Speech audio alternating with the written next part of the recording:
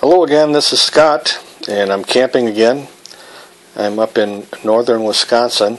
It's November 19th. It's a gray day like we get in Wisconsin at this time of year.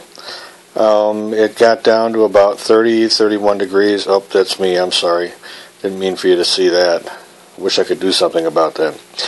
Anyway, last night was the first night that I used this new sleeping bag of mine. It's the Hardwear Lamina -15 synthetic bag.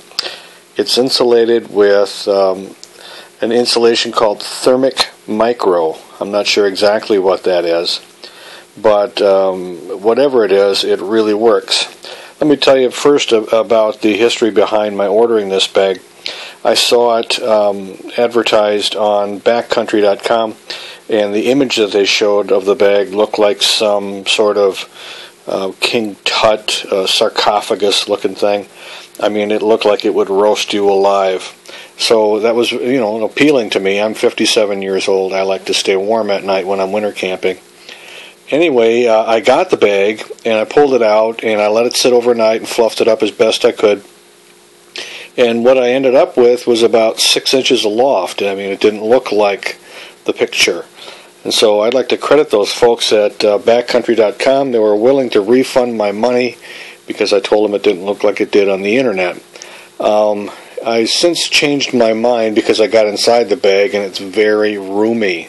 And I thought this might make a good system bag. At any rate, I tried it out last night for the first time.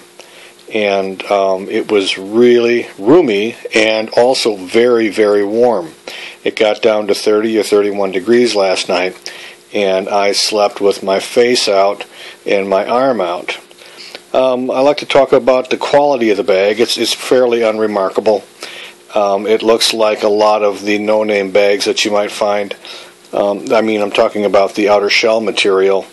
And also, the draft tube has got two different cords on it, one different thicknesses, so that you can tell in the middle of the night what you're reaching for. And the collar on the hood of the bag is the same. The insulation itself is pretty unique. Let's talk about the zipper here for a minute. The zipper is the most infuriating thing in this bag, I think. It likes to snag. Here's those cords I was telling you about. It likes to snag on the material that's on either side of the zipper that's supposed to keep it from snagging on the draft tube. And in this image here, I'll show you. I'm going to try and unzip this. Yeah, it's a little tough. You got to be careful.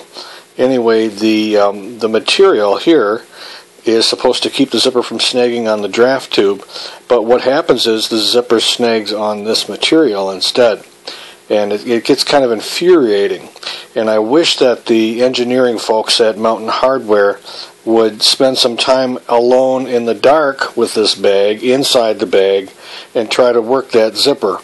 If they're engineering a new zipper design, I think it should work flawlessly, out of 100 times, maybe snag once out of 100 times. I think that's pretty acceptable today.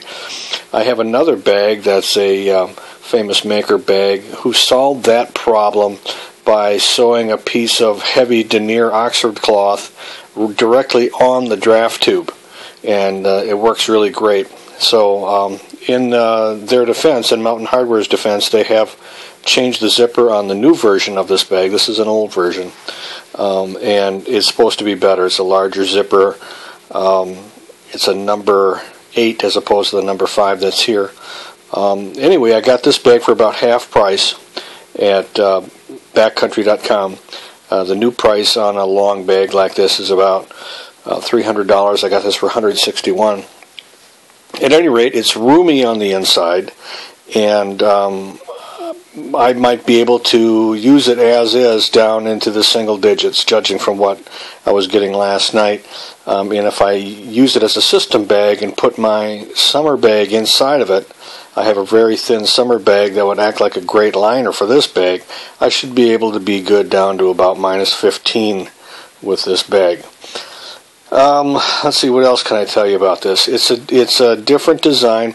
The insulation doesn't have seams. It's welded directly to the outer shell of the bag. As you can see here, there's no seams. And I think that this acts to keep the insulation from shifting and gives you a really even coverage.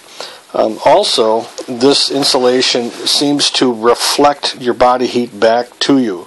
You wouldn't expect a bag with this kind of loft to do such a great job at keeping you warm just on air, trapping the air itself. Anyway, that's my review.